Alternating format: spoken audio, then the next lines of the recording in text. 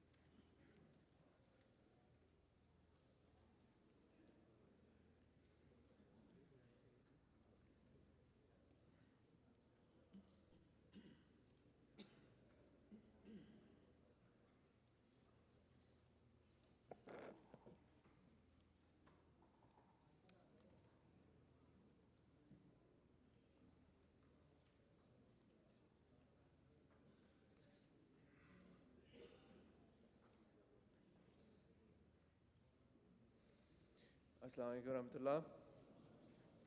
I have a couple of announcements or requests for prayers. One is on behalf of Iqbal Gondal Sahib. He is requesting prayers for his sister Shameem Akhtar Sahiba of 79 years of age. She is currently on life support in Brampton Hospital. It is requested, prayers are requested for her life, that Allah grants her a miraculous recovery and a long, healthy life.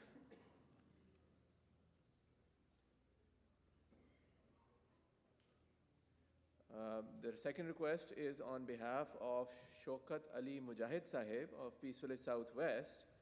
He is requesting prayers for his wife, who suddenly became ill at the Jalsagah and was taken to hospital in an emergency situation. Prayers are requested for her as well. Allah grants her a complete and speedy recovery. दो ऐलानात हैं दुआ के, एक इकबाल गोंदा साहिब की तरफ से अपनी बहन के लिए शमीम अख्तर साहिबा के लिए दुआ की दरख्वास्त करते हैं, ब्रैम्पटन हस्पताल में है लाइफ सपोर्ट पर। दुआ की दरख्वास्त है अल्लाह ताला इन्हें कामिल शिफा अता फरमाए। और दूसरी दुआ की दरख्वास्त है शौकत अली मुजाहिद साहिब अपनी अहलिया के लिए, पीसफुल साउथ वेस्ट के हैं, अपनी अहलिया के लिए दुआ की दरख्वास्त करते हैं। अचानक उन्हें आज जलसागाह से इमरजेंसी में लेके जाना पड़ा अस्पताल। अल्लाह ताला इन्हें भी कामिल शिफा अता फरमाए। I will also take this opportunity to make another announcement regarding the demise of Malik Mahmood Ahmed Sahib, who passed away today in Toronto after a long hospitalization.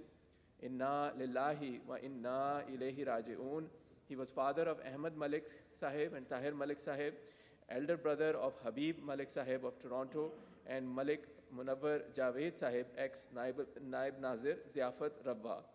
Details for namaz-e-janaza and burial will be made later.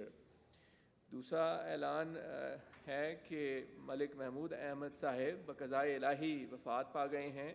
इन्ना लिल्लाही व इन्ना इलैहि राजिऊन। Toronto के रहने वाले थे और आपकी वफ़ात लंबा अरसा हस्पताल में रहने के बाद हुई। आप अहमद मलिक साहिब और ताहिर मलिक साहिब के वालिद थे और हबीब मलिक साहिब टोरंटो से उनके बड़े भाई थे, इनके बड़े भाई थे, और मलिक मुनव्वर जावेद साहिब के भी जो नायब नाज़िर ज़ियाफ़त रब्बा रह चुके हैं।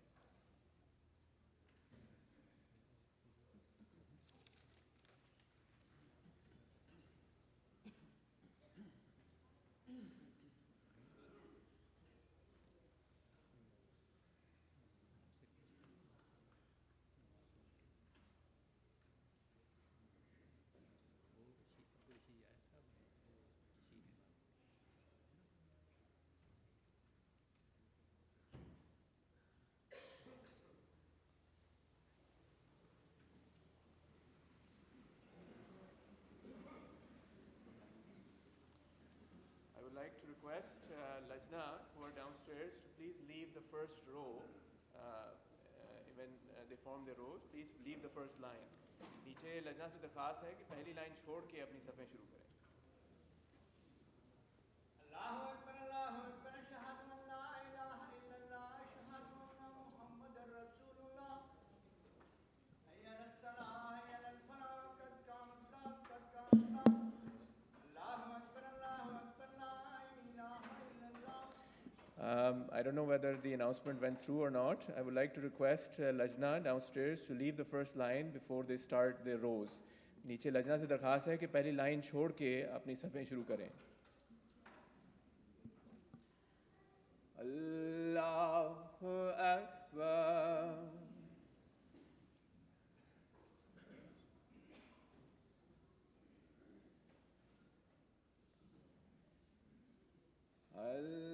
Alhamdulillahi Rabbil Alameen.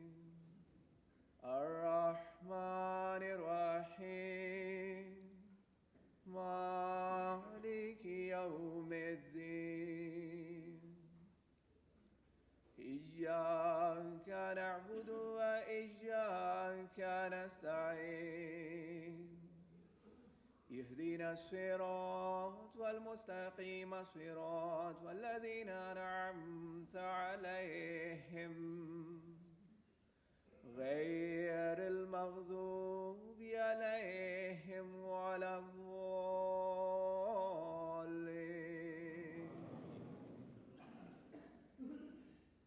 والعصر إن الإنسان لفي خسر إلا الذين آمنوا وعملوا الصالحات وتواصوا بالحق وتواصوا بالصبر. الله أكبر.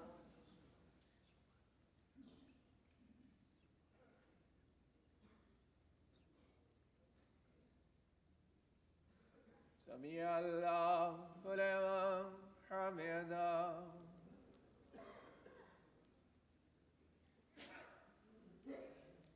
Allahu Akbar.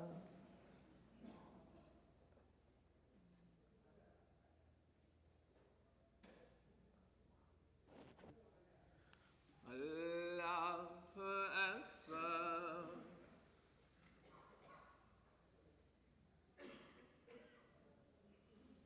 Allahu Akbar.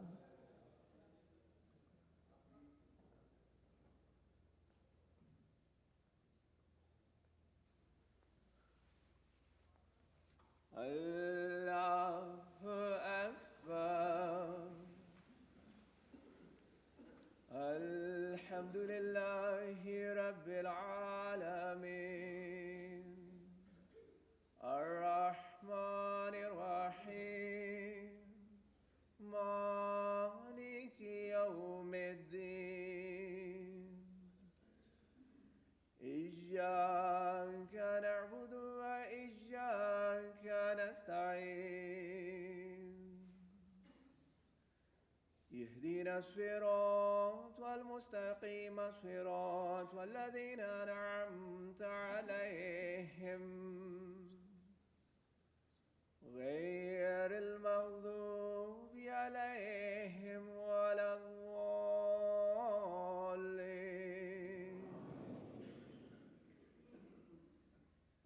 إنا أعطيناك الكوثر فصل لربك وانهر إن شانئك هو الأبتر. الله أكبر.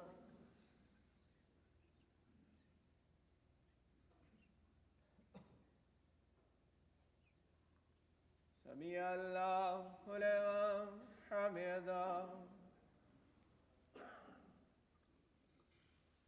الله أكبر.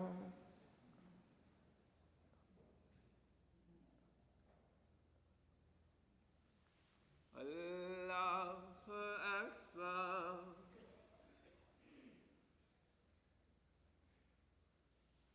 الله أكبر.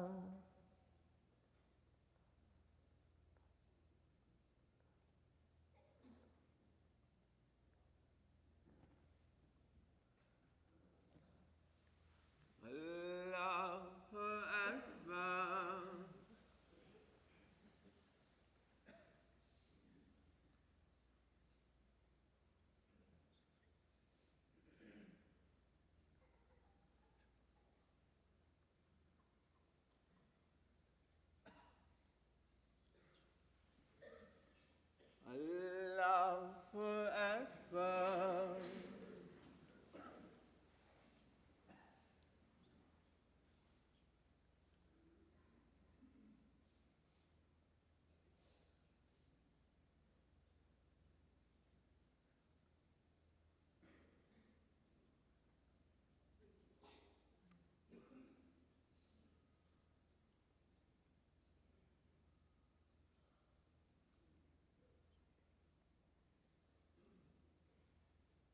Allahu Akbar.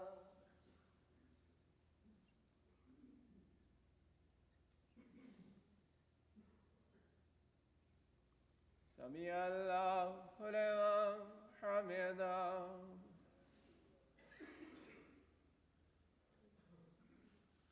Allahu Akbar.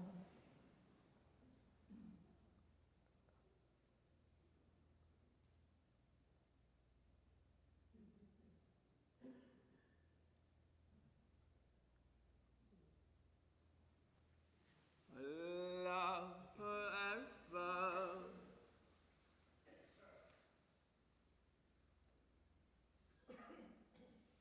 Allahu Akbar.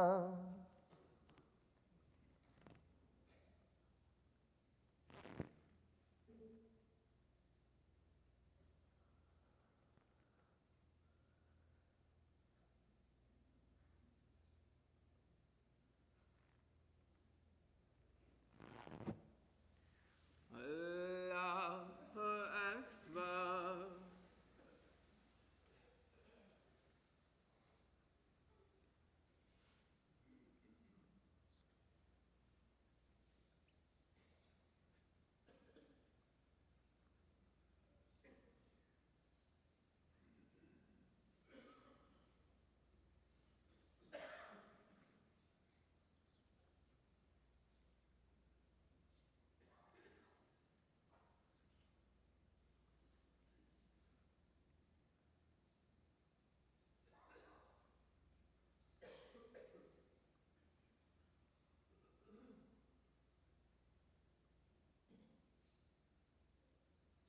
السلام عليكم ورحمة الله.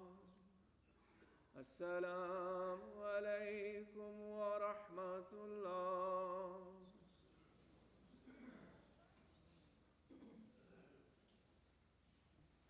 ماضي شاء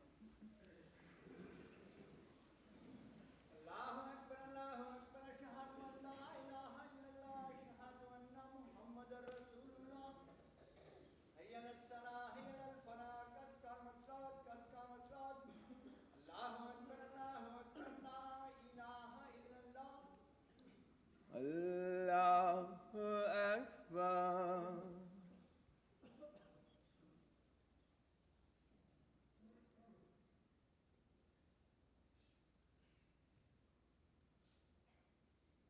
الحمد لله رب العالمين الرحمن الرحيم مالك يوم الدين إياك نعبد وإياك نستعين اهدنا الصراط المستقيم صراط الذين أنعمت عليهم غير المغضوب عليهم ولا الضالين.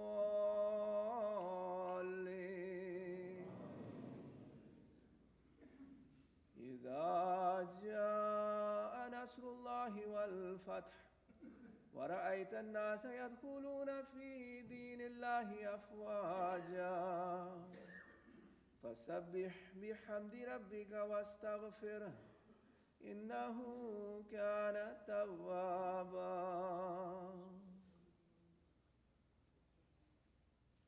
الله أكبر.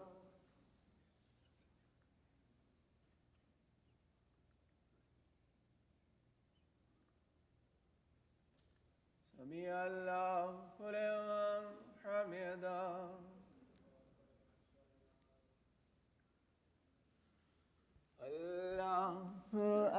أكبر.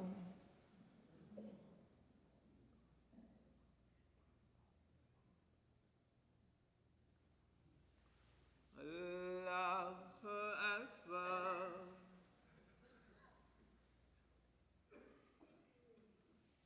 الله أكبر.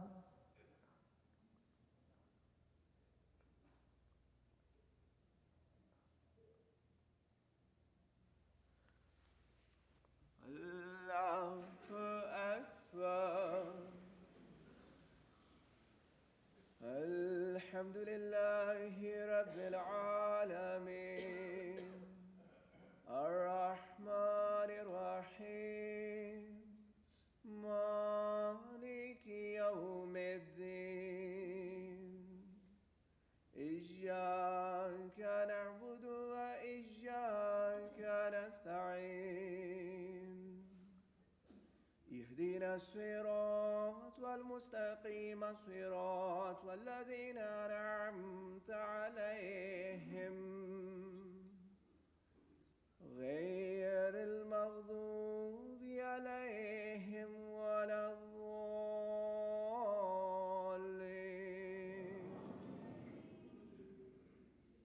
قل هو الله أحد الله الصمد لم يلد ولم يولد ولم يكن له كفوا أحد. الله أكبر.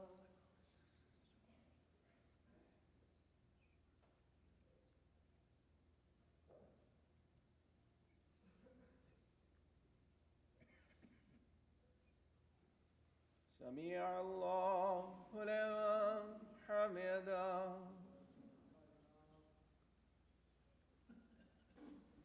الله أكبر.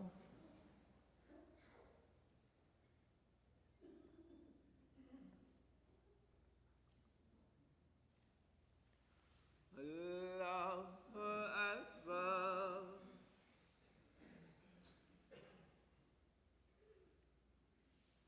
الله أكبر.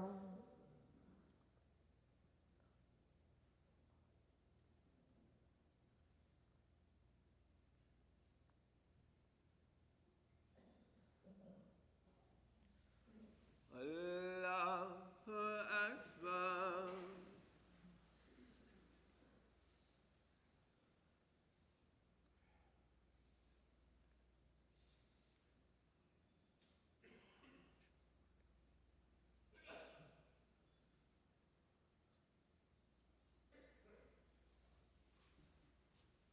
الله أكبر.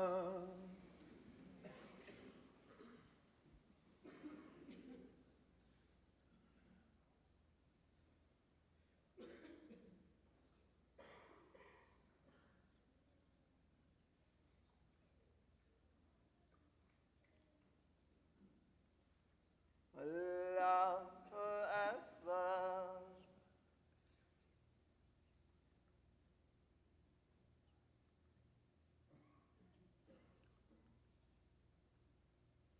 سمع الله لمن حمده. الله أكبر.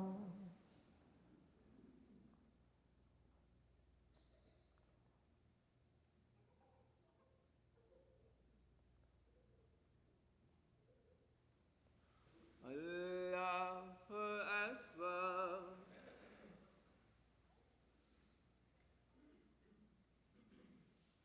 الله أكبر.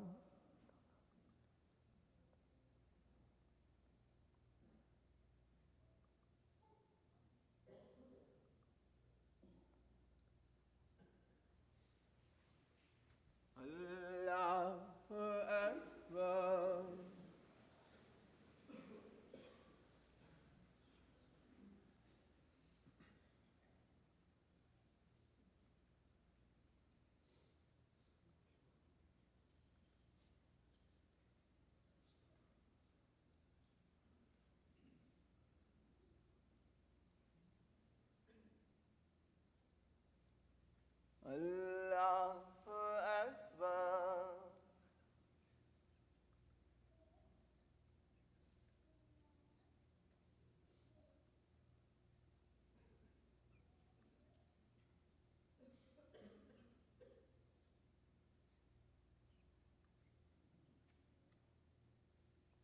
سمع الله لمن حمده.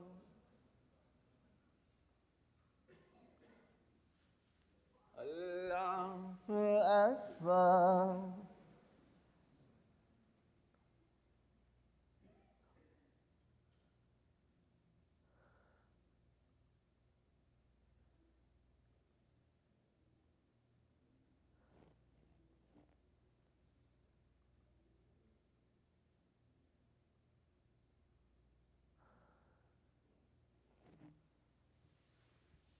Allahu Akbar.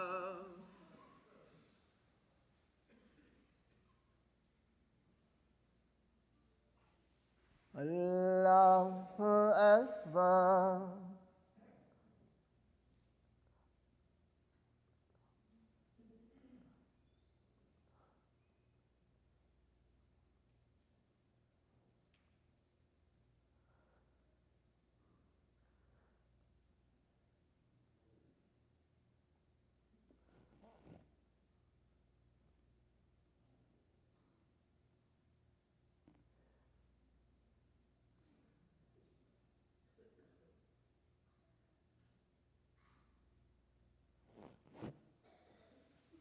Allahu Akbar.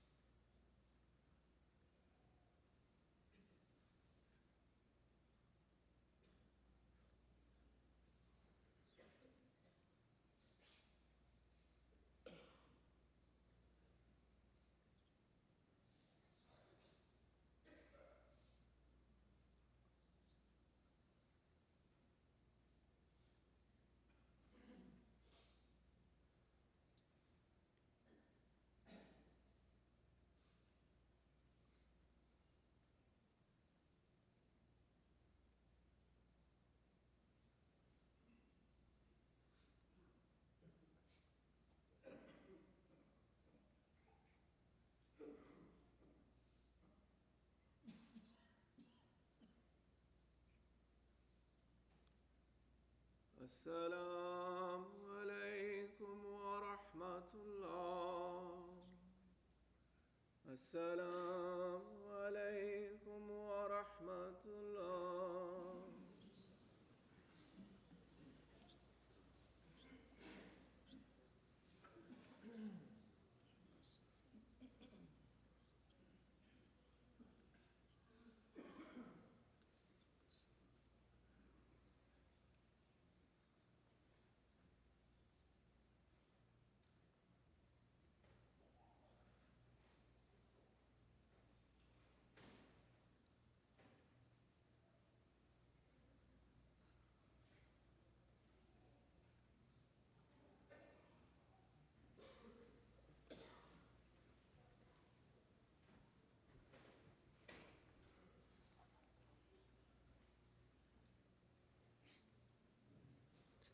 Assalamu alaikum warahmatullah. Inshallah, namaz tahajjud will be offered at 4 a.m. tomorrow morning. Kal namaz tahajjud ka yahan par subah 4 baje intizam hai. The other announcement is that right now, in a few moments, we are going to have a very special question and answer session with a very special panel. So all those who are able to are kindly requested to remain here in the mosque and be part of this program. अभी एक ख़ास सवाल जवाब की महफ़िल लगेगी कुछ देर के लिए, तो सब अहबाब से दरख्वास्त है कि इसमें ज़रूर शामिल हों. इसमें ख़ास मेहमान बुलाए गए हैं और एक अच्छी महफ़िल होगी. The topic for this program is culture and religion. जो इसमें बात की जाएगी, जो मौजू है इस सवाल जवाब का, वो है कल्चर और मज़हब, इनका आपस में क्या ताल्लुक़ है. जज़ाकल्लाह.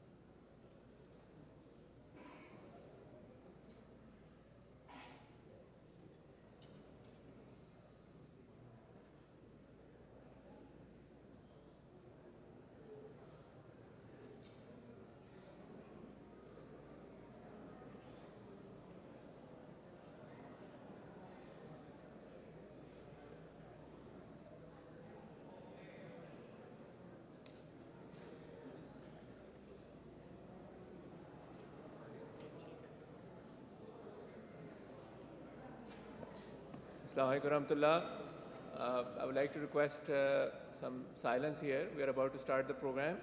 Those members who are outside, they can come inside as there is some space in the mosque if you want to be part of this program.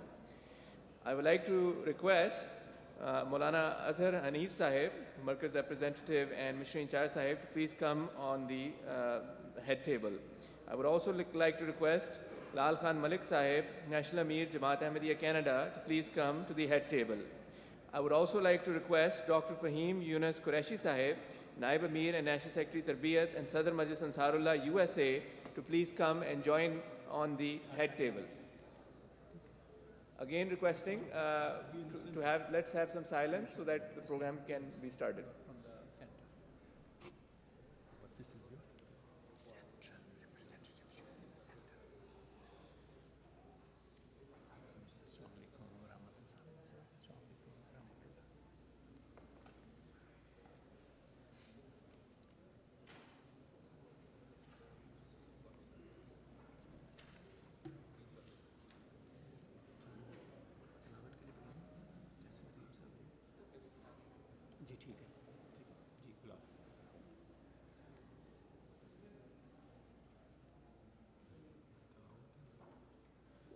I would like to request Kaisar Nadeem Sahib to come and recite a portion from the Holy Quran.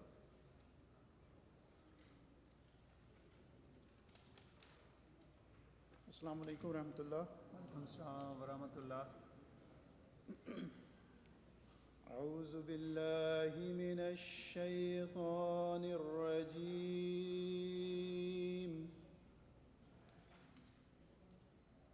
بسم الله الرحمن الرحيم.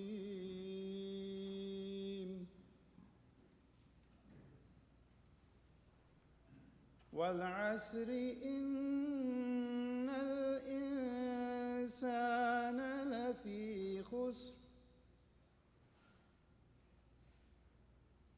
إلا الذين آمنوا وعملوا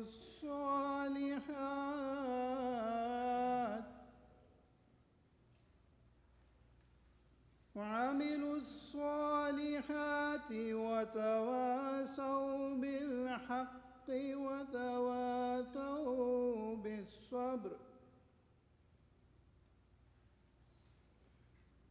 The verses I have recited before you are from Surah Al-Asr, chapter 103 of the Holy Quran, and the translation is as follows. I seek refuge with Allah from Satan the accursed. In the name of Allah, the gracious, the merciful. By the fleeting time, surely man is in a state of loss, except those who believe and do good works, and exhort one another to accept truth, and exhort one another to be steadfast. ये सूरत जो आपके सामने मैंने तिलावत की है, ये सूरत अल-असर है, जो कि सूरत 103 है कुरान मजीद की, और इसका तर्जुमा फरमूदा हज़रत खलीफतुल मसीह राबे रहमहुल्लाह ताला ऐसे है. अल्लाह के नाम के साथ जो बेइंतहा रहम करने वाला, बिन मांगे देने वाला और बार बार रहम करने वाला है. ज़माने की कसम, यकीनन इंसान एक बड़े घाटे में है, सवाए उन लोगों के जो ईमान लाए और नेक आमाल बजा लाए और हक़ पर कायम रहते हुए एक दूसरे को हक़ की नसीहत की और सब्र पर कायम रहते हुए एक दूसरे को सब्र की नसीहत की. जज़ाकुमुल्लाहु ताला संजा. फरहान साहब, दोस्तों को आगे आने के लिए ज़रा कह दें ताकि पीछे जगह हो. As Amir Sahib has mentioned, please come forward so that we can have more space.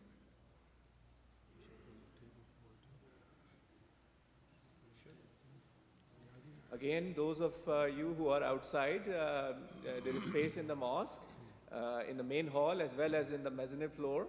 If you wish to join us inside the mosque, you're most welcome to do so. As announced a few moments ago, we are having a very special edition at this year's Jalsa. This is a special question and answer session with the respected guests whose names I have already announced, who are very well known to you. And the topic is culture and religion. In the Holy Quran, Allah says in chapter 49, verse 14, Ya ayyuhan nasu inna khalaqnakum min zakarin wa untha wa ja'alnakum shu'uban wa qaba'ila li ta'arafu inna akramakum indallahi atqakum inna allaha alimun khabir. That is, O mankind, we have created you from a male and a female, and we have made you into tribes and sub-tribes that you may recognize one another. Verily, the most honorable among you in the sight of Allah is he who is most righteous among you. Surely, Allah is all-knowing, all-aware. So, according to the Quran, Allah has made us into tribes, and the different tribes have different cultures, different ways of thinking, different behaviors, different cultural traits. In fact, the study of this is called sociology, where the cultural traits of people are studied and looked into, and different cultures have unique things about it. The Quran says that these cultures are there, which are different, obviously. Different people have different cultures. They're there to recognize one another. They're not there to create enmity or to cause some clash between civilizations, as sometimes it is said, even in the politics. And nowadays, politicians talk about the clash of civilizations.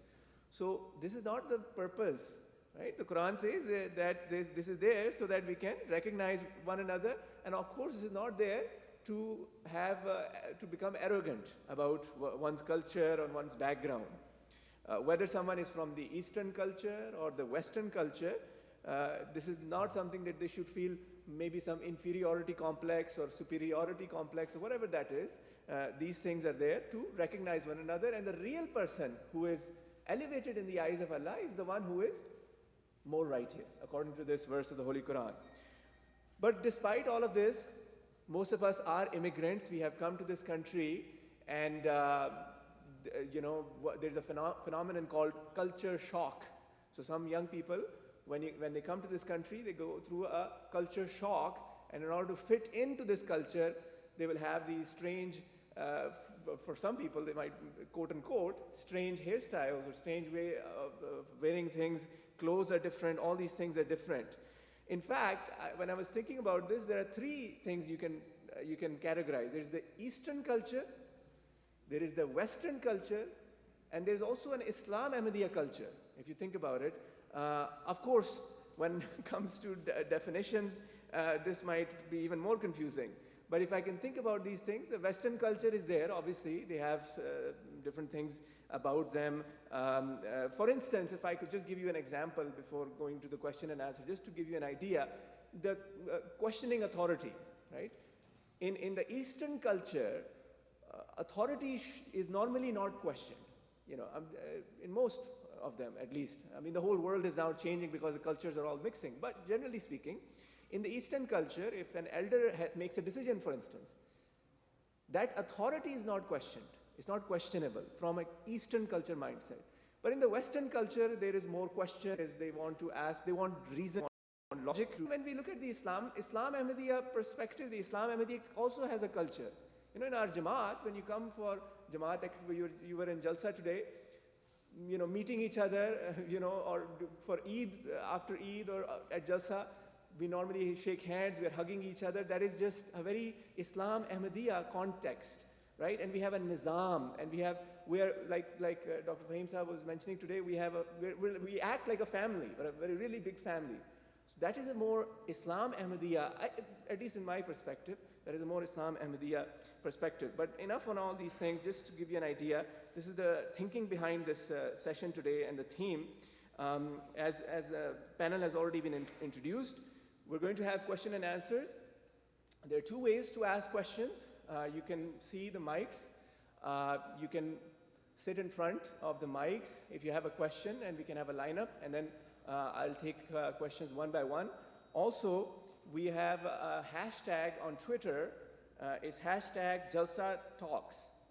If you have a question, you can take out your device right now and send us a question that is related to the theme of culture and religion. It's hashtag Jalsa Talks if you want to ask us a question on Twitter. Of course, if you want to ask a question right now, the mics are there. For our panelists, I would like to request you to, when you take the question, to try and answer within 2 or 3 minutes so that we can cover more and more questions. It's a very brief session, so we want to cover as many questions as possible. So we'd like to ask you to try to wrap it up in 2 or 3 minutes.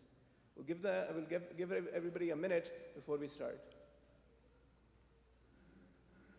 On my left is Safan Chaudhry Sahib. He's coordinating the Twitter questions, inshallah.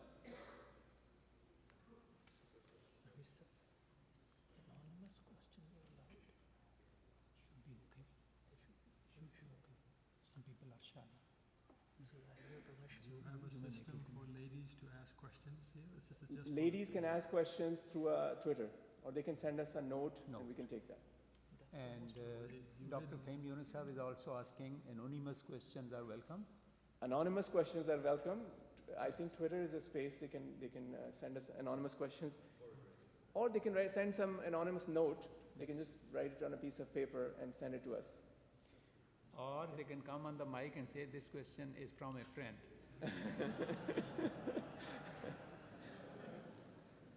So, Amir sir, we have a question ready. Okay. Ji. Yes. Wa alaikum assalam wa rahmatullah.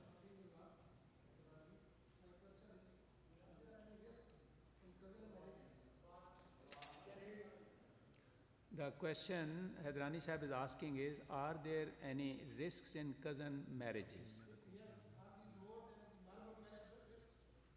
And if there are risks, are they more than the common risks which are there inherent in marriages? I would recommend that a doctor answers this question. He's also a doctor, spiritual doctor. The honest answer is yes, there are risks, but if there are repeated cousin marriages in the same, first you marry one cousin, then their children also marry. If you repeatedly marry within cousins, there are risks. The risks are typically in the range of 4 to 6%. The numbers will vary. But you also have risks if you have children later in life. So just to add perspective, nobody frowns at women having children at the age of 35, which is very common in the West today. If a woman has first child at the age of 35, her risk of birth defect is pretty much similar to the birth defect of a repeated cousin marriage, but nobody frowns on that. Ashkenazi Jews, they all marry within their own families and they have a higher risk, but nobody points that out. Cousin marriages in Islam is pointed out. I think there is a hypersensitivity to it. If Allah allows something, it has to be more beneficial than harmful. So to wrap it up, if you are just marrying randomly once a cousin without repeatedly doing that, I don't see there is any risk. Okay, Jazakumullah. I would like to ask a young person now. Do you have a question? Yes. Assalamu alaikum. My name is Adnan Ahmed, and my question is, a lot of time parents will enforce something on us or restrict us from doing something based on their culture, even though Islam is okay with it. So in that case, how should we react or behave? Repeat the question. The question is that sometimes parents enforce things on their children based on culture. They might ask their son or daughter to do something. So how should a young person react when this is happening? If I can ask Azhar Hanif Sahib to answer this. How good are the mics? Do I have to bring it forward? Yes, Okay. it's better. Naturally, we talk about this idea of culture. It is a bit confusing from the definitions I'm hearing. Just to begin with, just an opening kind of remark. I'm wearing a cap that's from Indonesia, but I'm not Indonesian. My shoes are Italian, I'm not Italian. My suit is from England, I'm not British. My tie is from France, I'm not French. I eat food that's from India, Pakistan.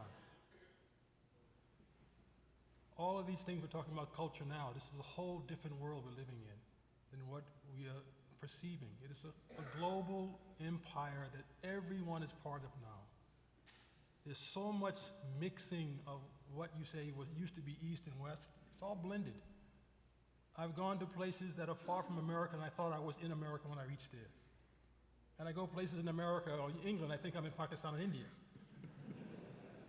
So we have to be careful about this idea. The Quran doesn't say there's anything wrong with any group practicing their values the way they want to express it in food, fashion, fun, and games. There's nothing wrong with that.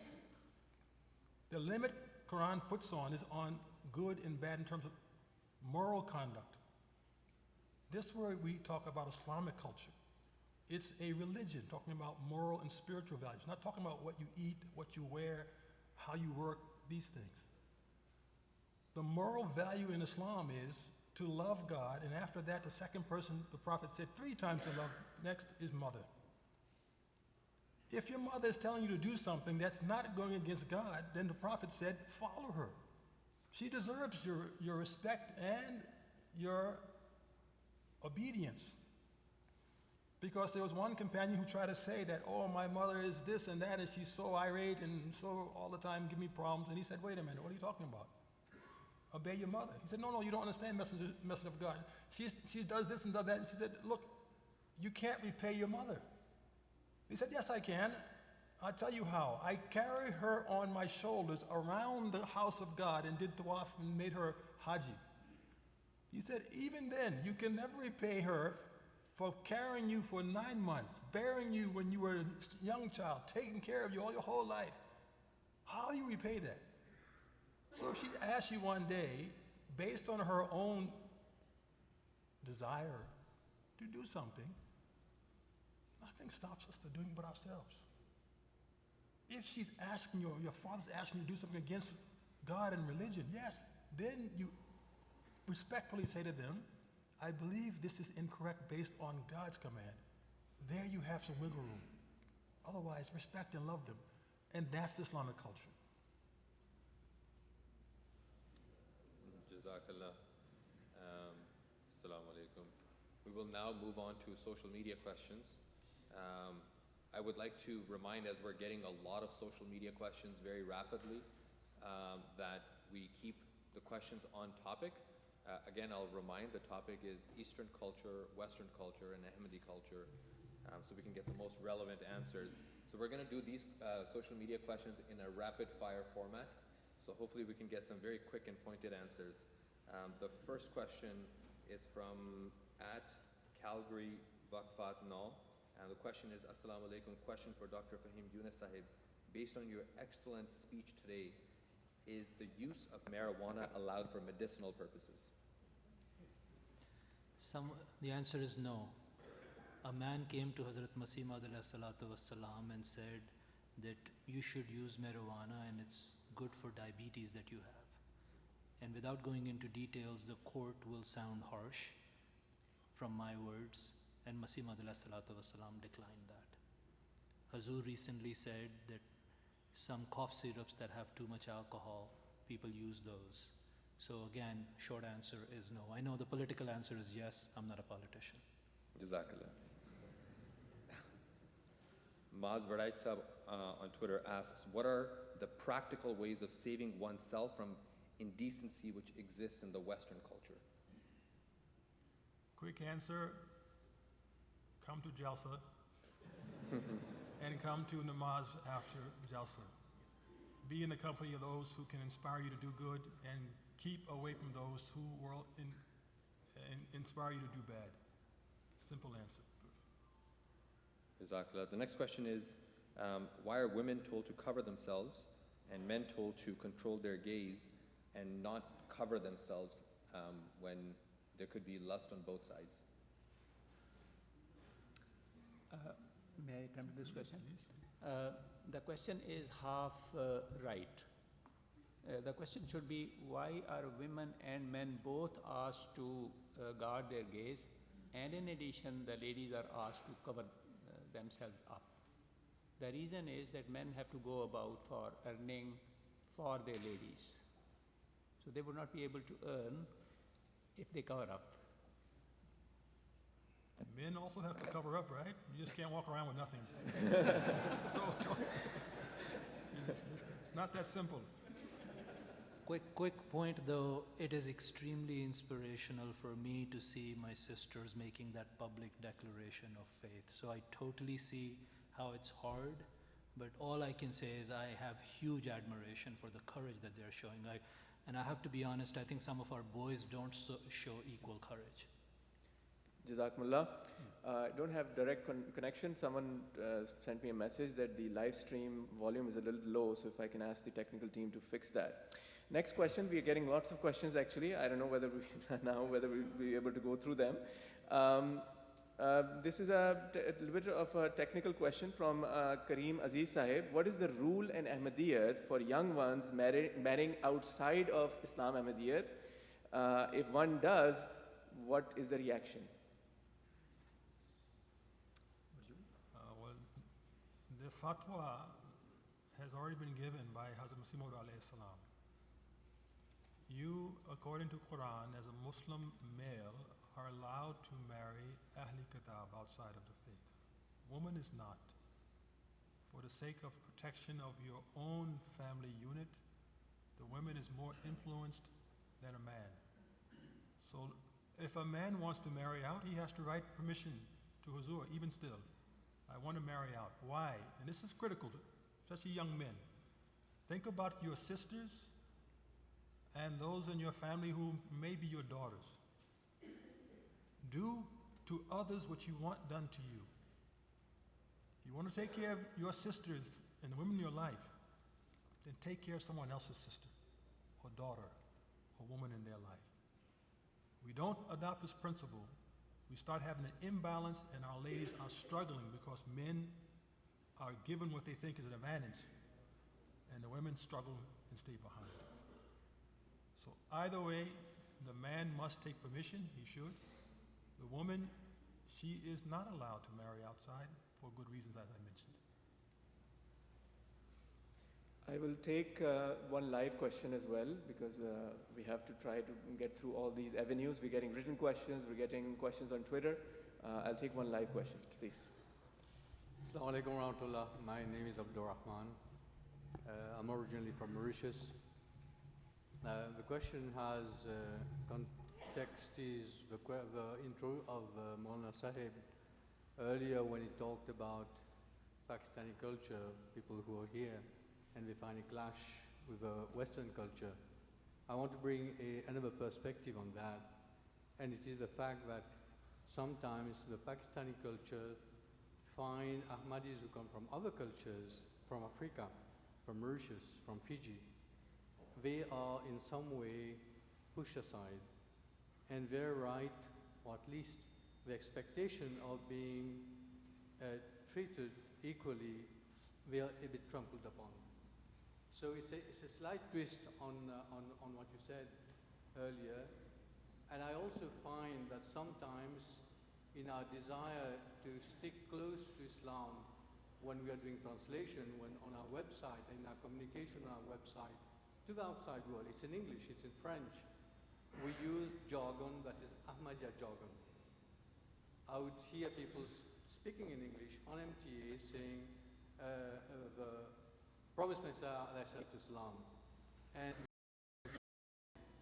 talking about the present Khalifa, you're quoting the second Khalifa, so you're saying Hazrat Muslim Maud who said this.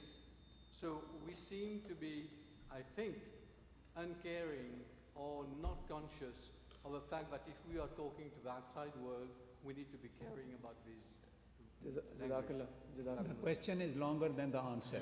Yes, sir. Sir, if I can add, there's an anonymous question that adds to this, and is that in the Ahmadiyya Muslim Jama'at, why are people forced to wear Pakistani culture dresses and not Arabic style or some other Muslim clothing? Why is that not tolerated or allowed? That ties in with what he's saying. Fahim sir? Nobody should force you to wear a Pakistani dress, period. That's not Islamic. I wore a beautiful African outfit at my US Jalsa and every Pakistani came and congratulated me later. So, unless I'm wrong, I don't think that is Islamic. Okay, Jazakumullah, very short and sweet. Dress has no religion. Right. And that is purely a part of culture that we can, that's easy to negotiate in my humble opinion. I think it's also, sometimes it's just maybe some people who behave that way, but we cannot say, paint it with a broad brush and say that the whole Ahmadiyya Muslim Jama'at is like that. I don't think there's a lot of tolerance, alhamdulillah. Another very anonymous, so a little bit straightforward. What is the Jama'at's position on love marriage? Azhar Hanif sir. I hope all marriages are based on love. And it will increase in well, inshallah.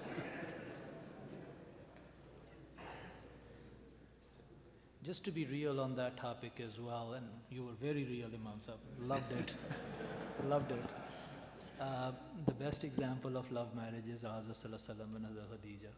When somebody says that I'm in love, essentially they're saying that they understand what love truly is. And if you put a $5 bill here and a $100 bill over there, and you give me a choice and I pick up the $5, I'm not a man in love, I'm an idiot, right? I just don't know economics. Where I'm going with this is, someone who understands love, they also need to understand the love of Allah. And if they're letting Allah's love go over some short-sighted infatuation, yeah, they feel very good today because that $5 bill is beautiful and clean and crispy. But with time, they're going to realize that they picked up $5. A little longer answer. No one can control the human heart. That's why the Holy Prophet Muhammad said one prayer more than anything else.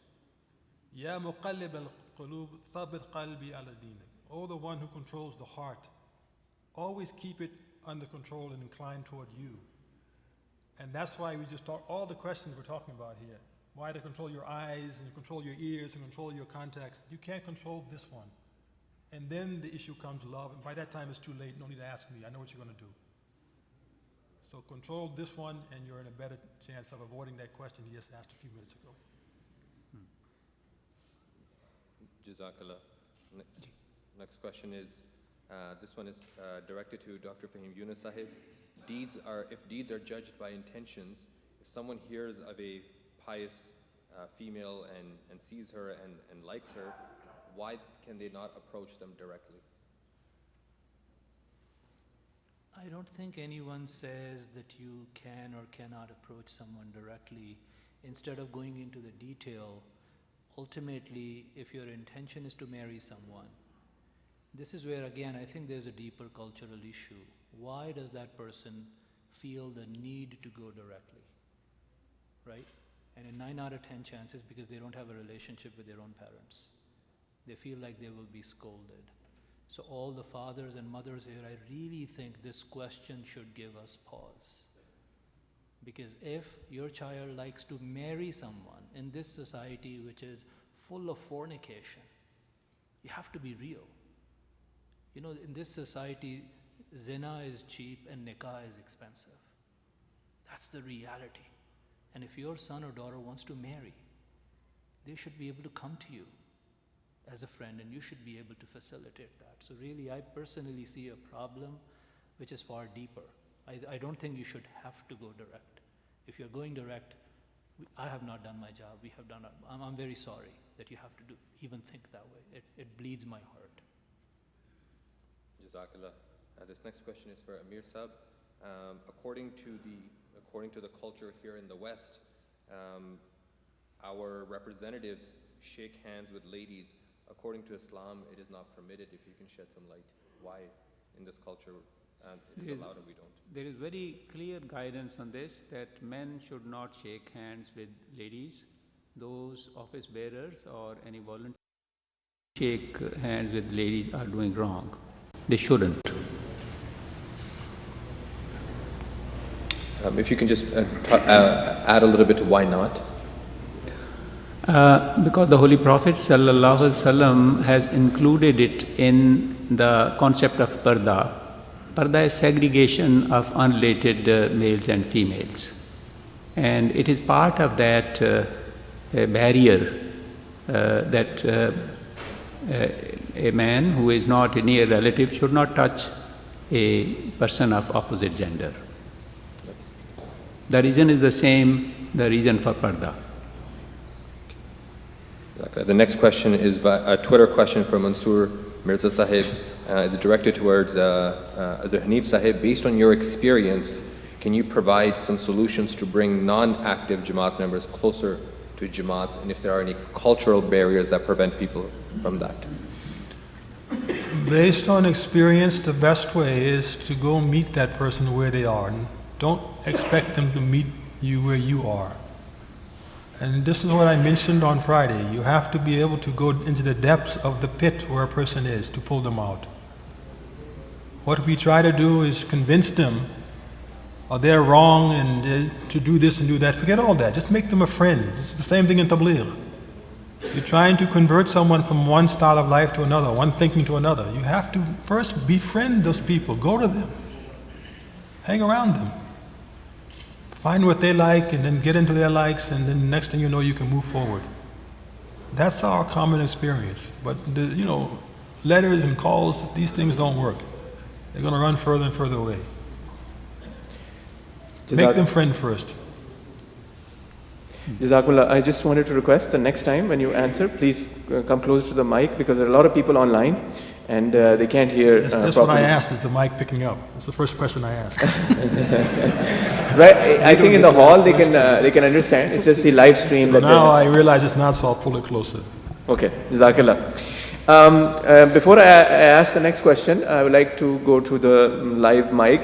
Please ask your question. Assalamu alaikum. We have seen that in the recent years, the movement, feminism, the feminist movement has picked up much popularity.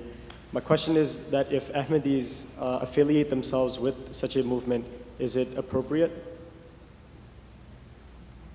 I didn't understand the question. If Ahmadis associate with themselves with what movement? With the feminist movement. Feminist movement. The question is about the feminist movement. Should Ahmadis associate themselves with that or not? As long as it's not Qudam doing it.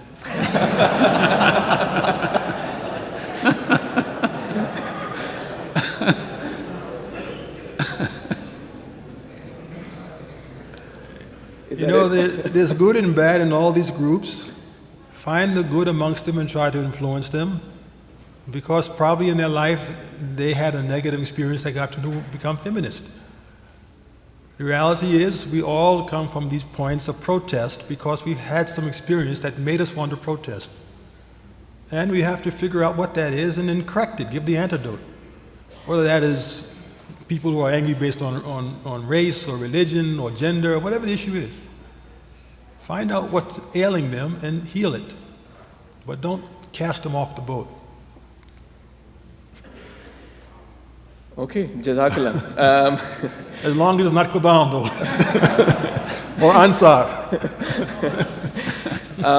A question from Lajna is that when it comes to the Islamic veil, they have to cover the head, obviously, but when it comes to covering the face, is that a religious instruction or is that a cultural trait of covering the face? All these questions that go to interpretation of the faith, I strongly suggest that we simply follow what Hazrat says, what Khalifatul Masih says. That was a cultural term, I take it back. In this vein, just to make it short, when Khalifatul Masih says that you do this, my belief is that is a religious interpretation, not a cultural one. So this is a question Hazrat Sahib has answered repeatedly, and therefore that is our religious position. I understand it could be difficult, and that's why I keep saying, and there is an implied message for our boys. I think we have huge admiration for girls who in this Islamophobic environment have to go out and make a public declaration the moment they're 9th, 10th, 11th grade. I don't know the answer, but let me ask you a question. If you're a 20-year-old boy, where is your public declaration of Islam? Beard is not. Don't give me beard. Don't give me topi. Keep thinking. Jazakumullah. In order to be fair, I have to try and get all the questions. So, question from Lajna's side. It's a long question, so I'll just try to summarize it. She writes that at times culture takes over the religion, even though it should not. Currently, even in our Jama'at, the Asian culture takes over in matters of marriage. The question is about marriage, and before marriage and after marriage, how maybe the boy and the girl want to have a simple wedding, but parents, because of their culture, they want to force more expensive things related to, they want to do more extravagant things. So I won't read the whole thing, but any comments on this, how to deal with this situation? You know, again, we have to be careful about culture. What is Arab culture? Is it the culture of the Holy Prophet Muhammad sallallahu alaihi wasallam? What is Indian culture? Is it the culture of Prophet Muhammad we're talking about? What is Pakistani culture? Is it the culture of the Khalif al-Masih? Because I'm talking an Indian, an Arab, and a Pakistani, and you would love to follow their ways. But the people of these countries all have different ways.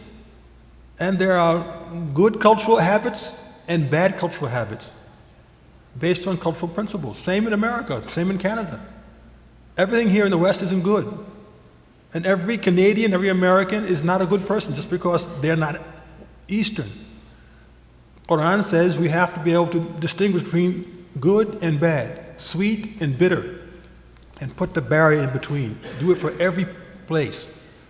A lot of times what we're doing, and this again is generalization, we're trying to say the whole marriage system of Asia is wrong because certain things. Not every Pakistani does it. I'm married to Pakistani. When I got married, I didn't have to drink that milk and put those crazy shoes on or with the money. That didn't happen. Because I had, alhamdulillah, a family that said, this is not our way. But I know some of my friends, they say, oh, toba astaghfirullah. Depends on the person sometimes, not the culture. Okay, Jazakumullah. I will take your question since you have been standing, but just for next question, those who are here, I know you are waiting, but don't stand until I ask you to ask a question, but please go ahead. Assalamu alaikum. My name is Hussein Kazak from Montreal.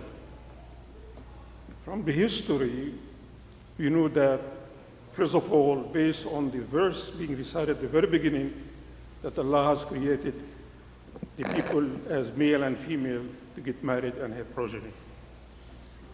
From the odd part of the history, we found that the people of Qawm Lut, in Gomorrah and the other village, Sodom and Gomorrah, that was happening before Jesus Christ. And Pompeii in Italy, that has happened after Jesus Christ. So we have two eras where such odd thing has been happening. And both Bible, Quran, most probably other scriptures, they reject such acceptance of odd behavior. But today, the culture is not anymore, let's say, Western here, but it's becoming overwhelming the whole world, accepting the LGBTs, accepting or trying to let us understand that transgenders also being accepted. So the question here, what will be the role from the medical perspective related to the Holy Quran? Because Quran forbids that the interaction between male and female, male and male, and female, but it has to be in the opposite sexes. So now with the transgender, what happens? They are converting a male into female.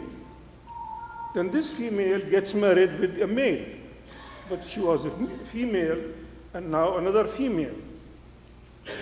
So you know better than me about such things, but Jazakallah, just get to the question. From the scientific point of view, this can be clarified. And again, can this be considered as a sin when a transgender is taking place and being married to the same gender? Thank you very much. Hoping that if you can raise your voice, or you can increase the volume. Jazakumullah. The LGBT issue, again, I don't, and you know, I'm a broken, faulted person, I could be wrong. But in my humble view, is not the burden of Islam Ahmadiyyat. This is the burden of the Western society because they've persecuted them for years, for decades. And now the pendulum is swinging the other way, which typically happens in a Western society. Islam doesn't promote killing or hurting them. Islam fully believes in their human rights. If you look at their asks, a lot of them are human rights issues. I want to visit my partner, whatever, whatever. So personally, as far as human rights are concerned, Hazrat Khalifatul Masih has also said that I only have love and compassion for everyone. You mentioned Quran. In my humble view, Quran specifically says the act is an abomination. It does not talk of the person. If you look at the verse about the people of Lot, it says you do an act which is abomination. It does not say you are. Quran does not talk about the people. You know, again, hate the sin, not the sinner. Actually, Quran says that.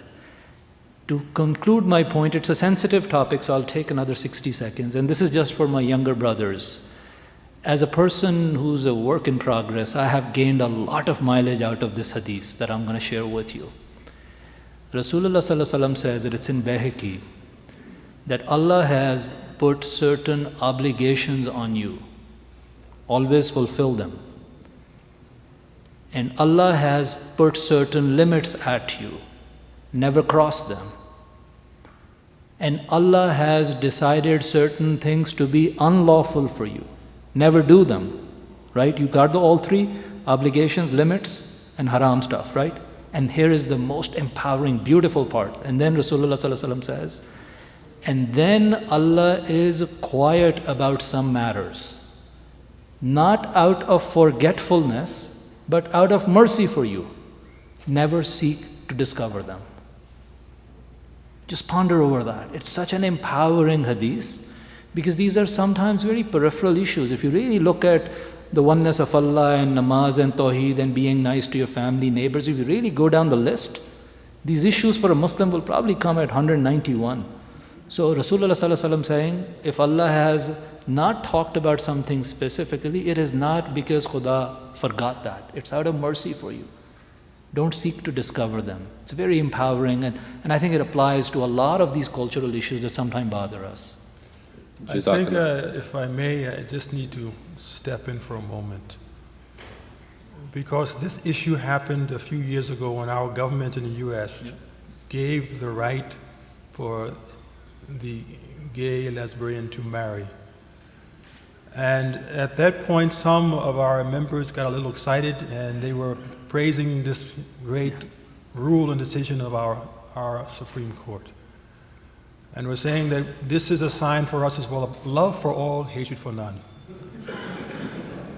When that message reached our Khalifa, he said, what are you talking about? This is nothing to do with our motto of love for all, hatred for none. As Dr. Saab said, we never will love this behavior. We will never support this. We don't want a government to enact this law. But we won't walk out with our sticks and start marching to the town like the Taliban, searching the homes and beating and killing people because of what they're doing behind closed doors. When it's public, now it's my problem. When it's private, that's between you and God. But if it becomes public, we should never say, oh, yes, fine, great, human right. That is not the Islamic stance. It's clear. We condemn this behavior 100%. And no one should feel in their heart that it's okay, because that's Western culture and we don't agree with it. So please don't confuse these two issues. Jazakallah. The next question is from a lajna. Is it permissible for a newly wed girl to delay pregnancy, especially if they have very difficult studies? If they are very difficult? Study or like a postgraduate program that they may be in. I think it's a question of state, not church. I think there is nothing wrong if they delay it due to practical reasons, and studies may be one such genuine reason. Jazakallah. The next question was about, I'm paraphrasing a Twitter question directed to Fahim Yunus Sahib about the use of marijuana. Can you speak about how cigarettes and other things like shisha are halal? See, nothing is allowed. That's, I feel I'm usually worthless and useless, but I specifically feel useless right now. Those 30 minutes were a waste, because I say this with love and compassion, trust me. It's just making it light. I don't think Islam allows anything. Every intoxicant, you can try any name, oxycodone, I forgot to mention there. You could try drugs, name it, whatever. Islam says, if you're going to lose your mind over it, that's the difference between a human and an animal. Allah has made us ashraful makhluqat, the best of the creation.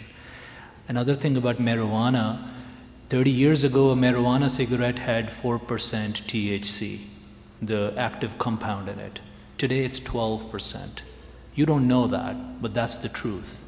So these drugs are becoming more and more potent, more and more harmful. So please make it very clear, hookah, shisha, smoking, whatever you name it, Islam does not support it. Jazakallah. Are we going between the men and women, or just rapid fire men and then later on the women will be rapid fire complaining? Yeah, so that's, no, we're going back and forth. Okay. So the next is a Twitter question from men, and it comes from Junaid Masood Saab, who says, the guy sitting next to me is too shy to ask. So Jazakallah for writing for your friend. What is the significance of circumcision, and isn't putting oneself to pain haram in Islam? Did you understand the question? Yes. I didn't. Medical issue, real simple. The significance of circumcision, this actually amazes you. That how did a man who never went to school, who couldn't read or write, Rasulullah Sallallahu Alaihi Wasallam, came out so strongly in favor of a practice that does look traumatic on the surface. And then 1400 years later, medical research says that it decreases the risk of sexually transmitted diseases, decreases the risks of HIV. And as far as inflicting pain, wouldn't a shot of vaccine also inflict pain on the child? So don't vaccinate them for malaria or, polio or whatever. So this whole notion that this is somehow painful, I think blown out of proportion. Islam, again, these are the things that make me very proud of being a Muslim. That my faith says something that is scientifically proven, lower chance of STDs, lower chance of viral infections, lower chance of HIV, and as far as the pain is concerned, all of us are sitting here, we survived, it's all right. My son can survive it too. For many, many generations, in fact. That's right. We're okay. The issue is hygiene. Everything that's mentioned in the hadith is all about hygiene. Whether that's cleaning certain parts of the body, of hair, and cleaning the teeth and all these things. It's all about keeping the body clean, and Allah loves those who are pure. So the purity is the issue here. You want to maintain it, and you want to spread purity to others as well. That's why you don't use your right hand for certain acts of cleanliness, and then go on and say, Assalamu alaikum.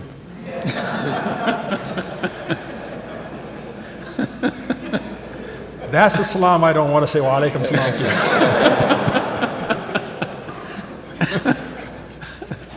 Jazakallah. Next question is from a Lajna. Is this thing being recorded? Because we are not anonymous here, Imam Sahib. Yes, it's okay. It's all in hadith if you haven't read that section yet. It's all there. It's not just being recorded, it's being live streamed worldwide. I'm getting a letter from Azur tomorrow, I know. So please pray for me.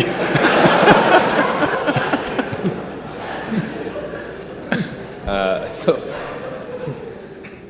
next is a Twitter question from a Lejna, and she asks, are girls allowed to live in residency for university, especially if it is far away?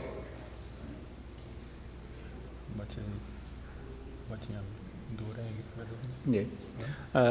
I remember that Sayyidina Hazrat Khalifatul Masih Talab bin Aziz in one of question answer sessions has answered this question that we should give more importance to safeguard of the girl than her desire for higher education.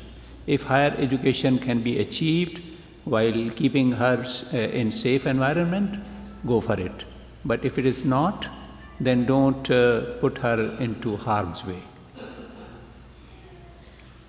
Jazakumullah ta'ala sanzala. A question again from Lajna side.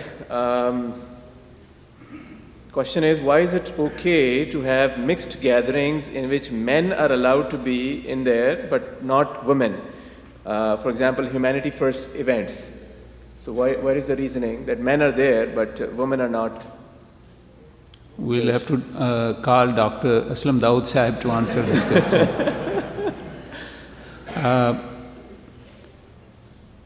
The only difference between the Jama'at events and an event where there are a large number of non-Muslims also gather, we cannot force our guests our values. For example, you may have seen in Jalsa Salana, some non-Muslim, non-Ahmadi ladies come to the male side.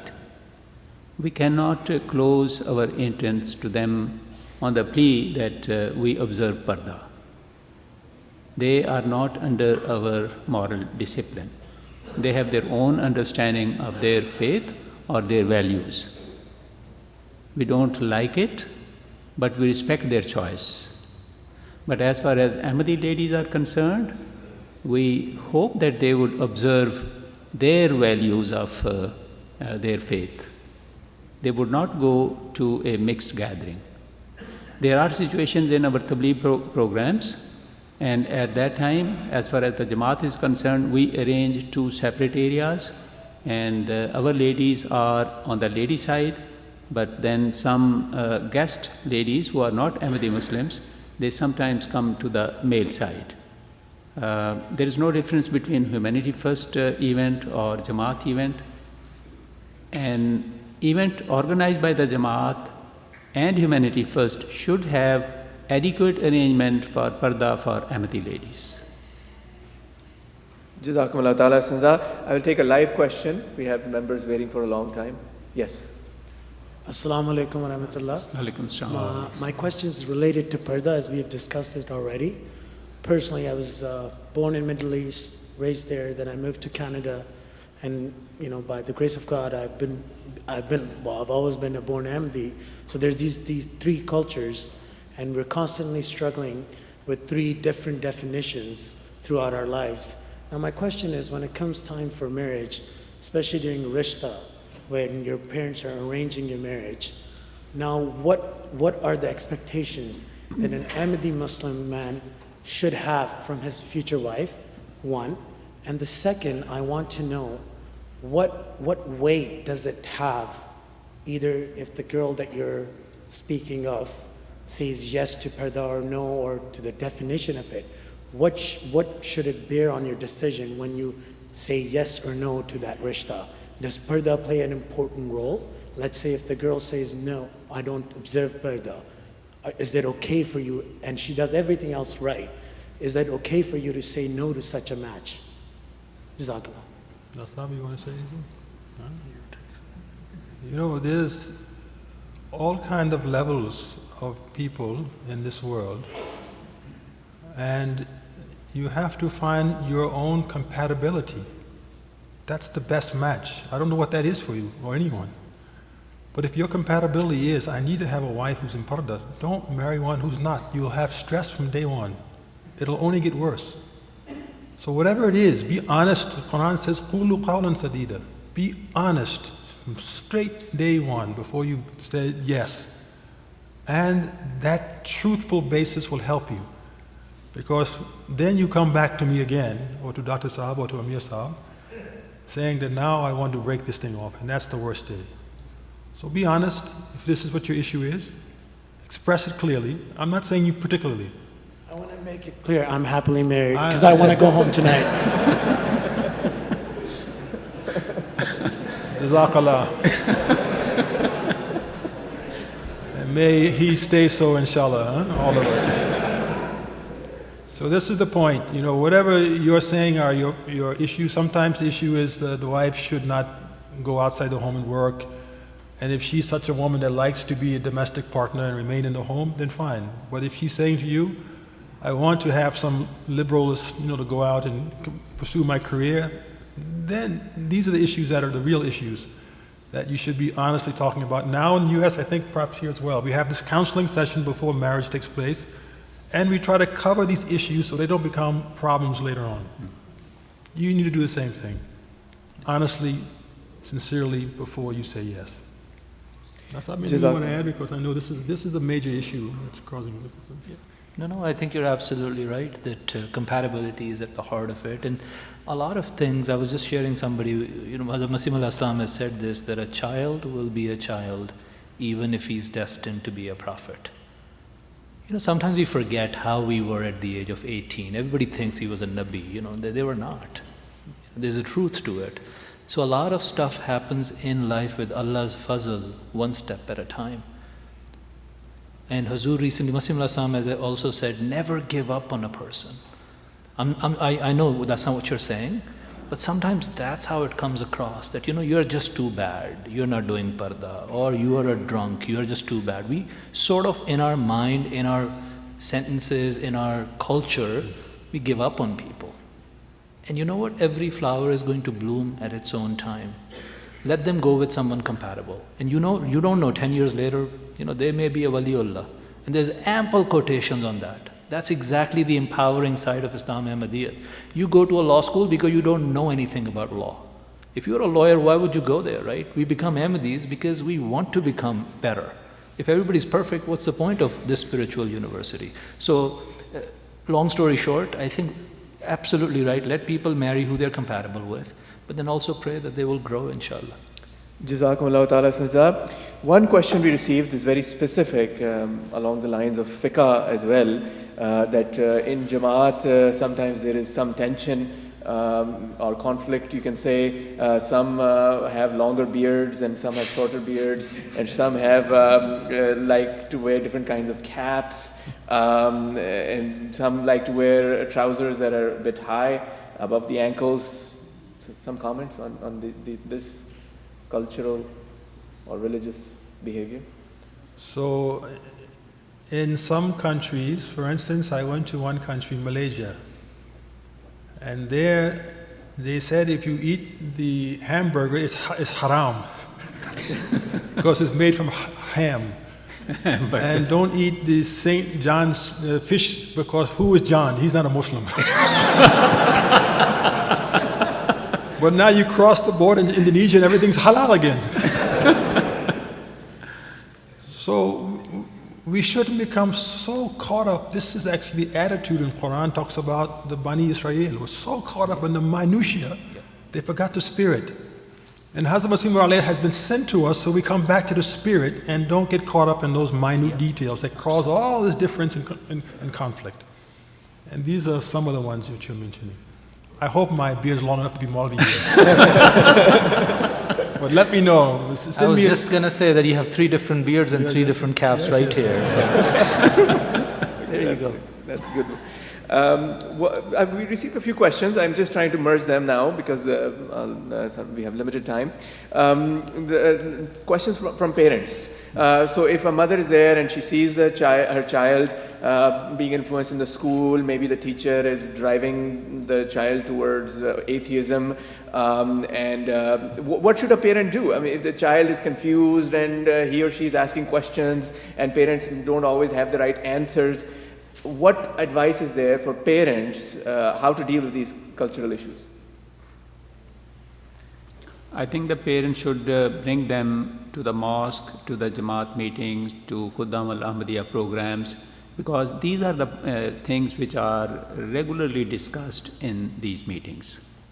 If that boy or girl is in the programs of the Jama'at, every now and then this subject, existence of God, doubts about the existence of God are discussed.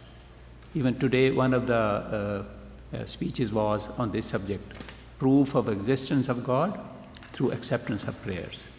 So if the boy or the girl are in Ahmadiyya atmosphere, they would have a good opportunity of enhancing their faith in existence of God. Jazakallah. One of the questions that comes from a lajna is, what is the wisdom behind the grace period for widows or divorced women before they can remarry? It's actually an excellent consideration of human nature. And I know that here in the West, that some of the countries have been giving the men also a grace period to take care of the newborn children like women. Because naturally at that time, they need to focus their energy on that child. The same is true immediately after this period of a death or divorce. The woman has gone through an emotional crisis. She needs time, and that's the reality. Her nature demands time to recalibrate, reset, and get the balance back. If not, that imbalanced and heightened state of emotions that are just pouring, you can't control that, causes her potentially to be fragile and taken advantage of, or perhaps to make decisions which are not in her best interest. Islam thus recognizes she should be given that period of freedom from these things until she finds the balance. And this is a real blessing of Islam, to recognize human nature and allow the women to go through these periods without additional stress put upon them. So it's not, keep them, banish them, take them away. This is not the point. It's for their benefit.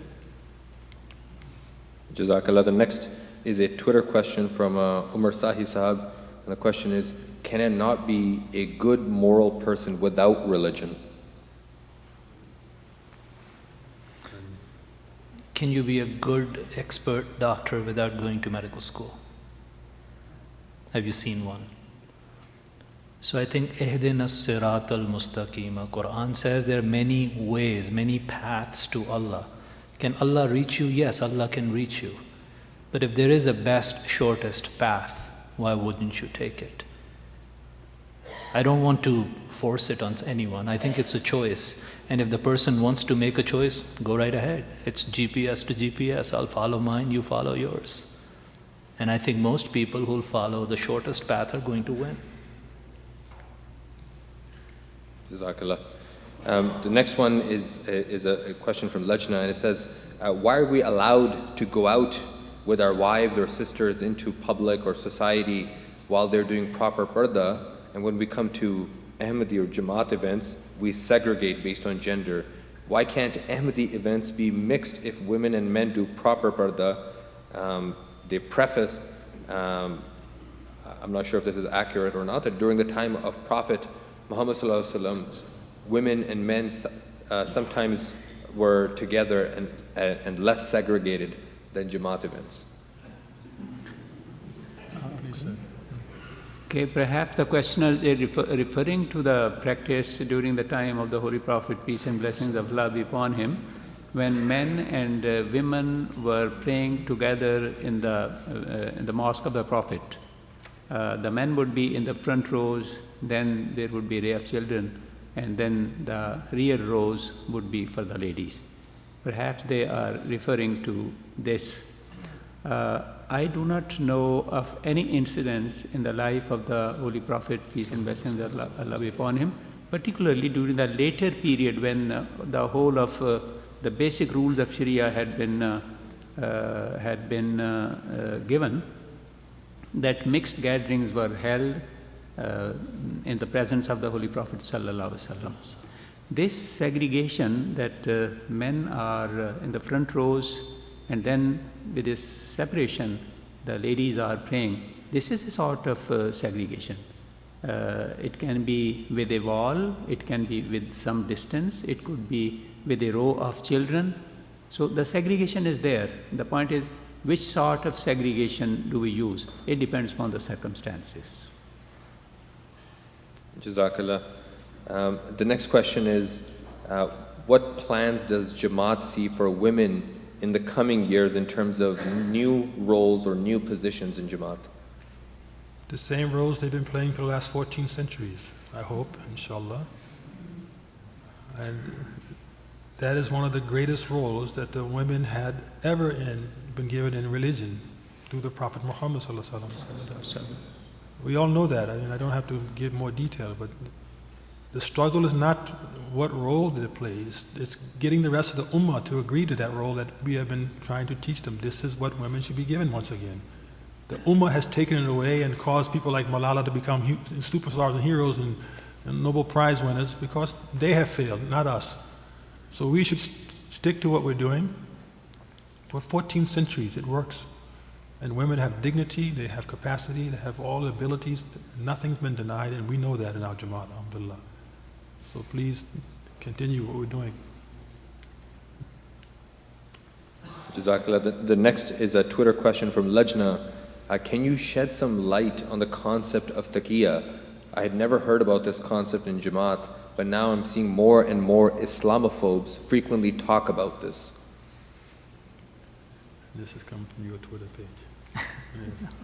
Well, taqiyya, I did not even know about any other taqiyya than my pillow until I came to America, really, because that's a word we use in Urdu for pillow. That's culture right there. Right? That's culture right there. I just explained, looking at my African brother, that's an Urdu word for a pillow. But really, the Islamophobes made me go back in the books and look that this is in some Shia sects. They have this understanding that you can hide the truth. Quran is totally against that. And Islam is totally against that. Like, this is such a blatant issue, as if I would not defend, if somebody said you believe in 2 gods. To me, that's just ridiculous. It's not even worthy of a response. I think the word taqiyya should be explained. Some of our youth may not be understanding what is taqiyya. So taqiyya is some Shia sects believe that for maslahat, for under a certain situation, you can hide the truth or lie. And the Islamophobes have picked on that, and they say, oh, you all Muslims believe in lying, so therefore how can we believe you?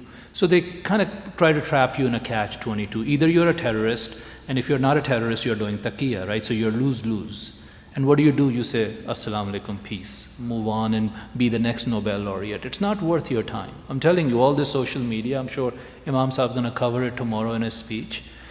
There is going to a time will come in your age.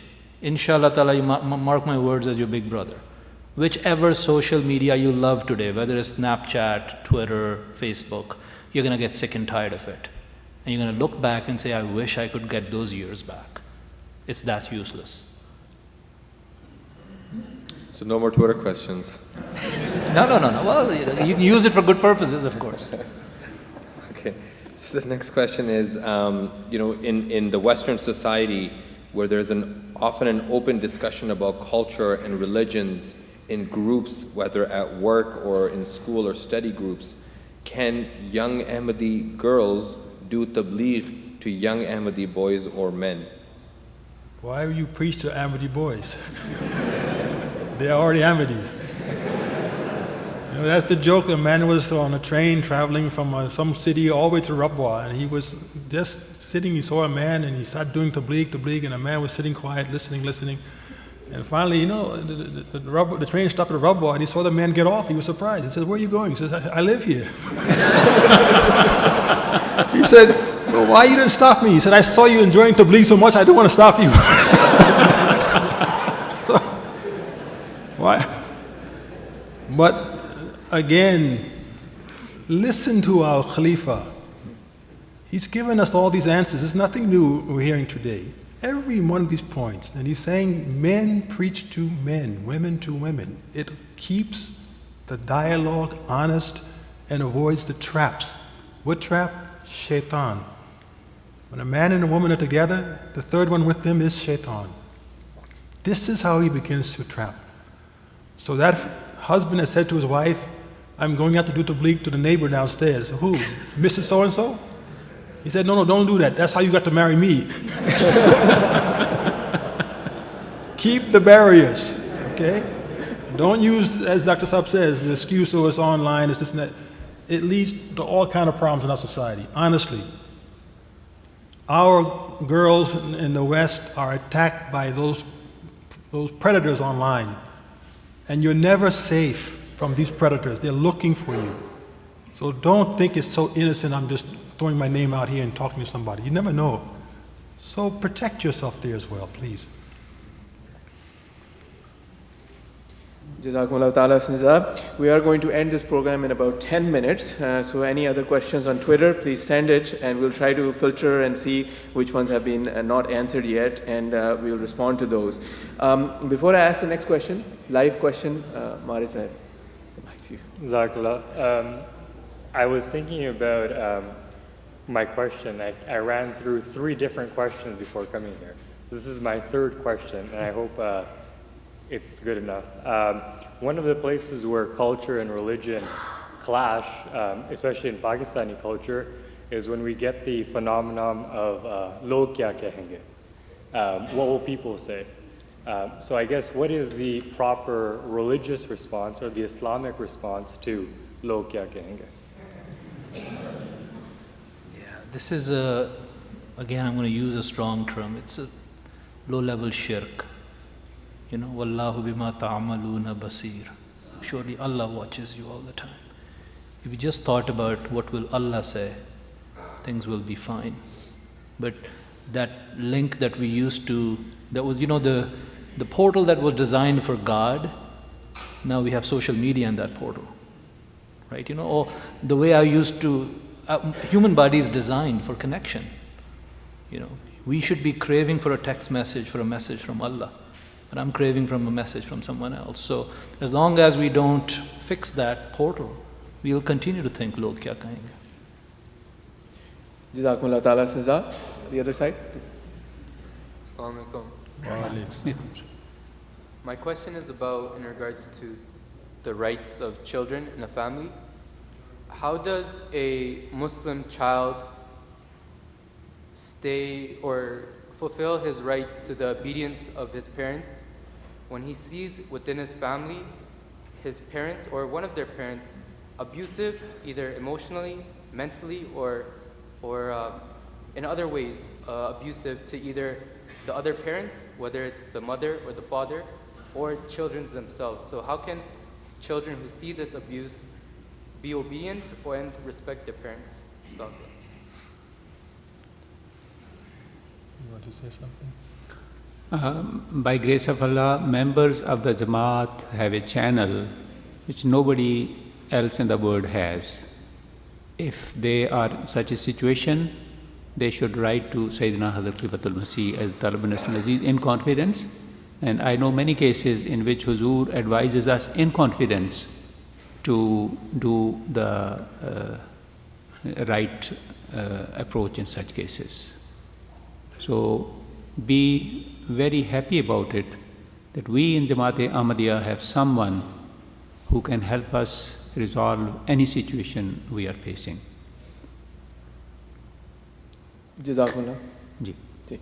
One question that has come several times actually is by ladies. They're asking, can a woman get a job or source of income, and how would that work in the context of marriage? Like what kind of influence the man has in the decision process? And the related question was also, if a woman has younger children, can she still work?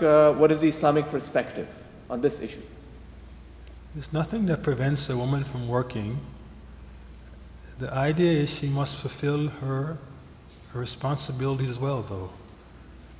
You can't say, I want to work, and go out, and then the man comes home and the child is crying and needs the diaper change and the food is not cooked, and he says, oh, that's too bad, it's your problem now. We're a partner here. We're a team, we're working together. So as I said earlier, these conversations are between husbands and wives, not really between missionaries and administrators and members. You have to figure out in your own home what works for you. There's nothing in Islam that says you cannot do this. Your wife can't be educated, she can't be employed, she can't go out the home. If that were the case, no need for any garments. She's going to stay in the house, 4 walls all the time, like they do in some of these Asian countries. Islam has said you can go out. But don't go out and destroy your family in the process and create, that imbalance in the home that will lead to a lot of stress. This is all. So these issues work out. No restriction, but those professions which are looked down upon, in which she's going to be engaged more so with societies that she shouldn't be engaged with. Same with men. Yes, there's restrictions. She just can't go out and do anything and everything, like a man can't go out and do everything. So this is the point. But work it out in the home. Don't please come here first for that one. She's allowed. Hazrat Khadija, we talked about her earlier, anha. What was she before she became the wife of the Holy Prophet Muhammad? Very successful businesswoman. Very successful. He should have told her first thing that, your whole life has been sinful and wrong, but I'm going to marry you now and get you straight. He didn't do that. She began sharing her wealth with him from day one. He'll take it now. Right? Hazrat Aisha, his wife, learned half the faith from her. She was so educated. So she was a source of teaching the Muslim Ummah as well. These are examples that are all before us. We forget them because, again, with the male-dominant Islamic history has come before our eyes. We pushed them in the houses, pulled them out. Let them be part of us. In fact, we're cutting half of our life off if we do that. And we need that half to be complete as a Jama'at. So may Allah help us and guide us in all these issues. I'm appreciating your struggles. I'm born and raised here in the same land like you. I spent almost 7 years in Pakistan. I experienced both sides of the fence, or both sides of the ocean. I recognize the challenge of leaving here and going to live for those years in the West, in the East. And likewise, I realize the challenge of those leaving there and coming here to live in the West. Cultural shock goes both ways. It's not just a one-way avenue. And if we meet somewhere in the middle, I think we can make it work. That's the real goal here. Everyone try to meet in that middle point. So one day if I come here and I see it's all French Canadian and mostly the white European faces are Ahmadis and they're giving me croissants and everything else for my breakfast, I won't mind, alhamdulillah, serve it. But I know you'll be standing outside complaining, aaj roti dal nahi mile. Sorry, I didn't get my lentils and my bread today. It's just keep safe. Find the middle point. Serve roti and croissant. Everyone happy. Jazakallah. This will be our last question.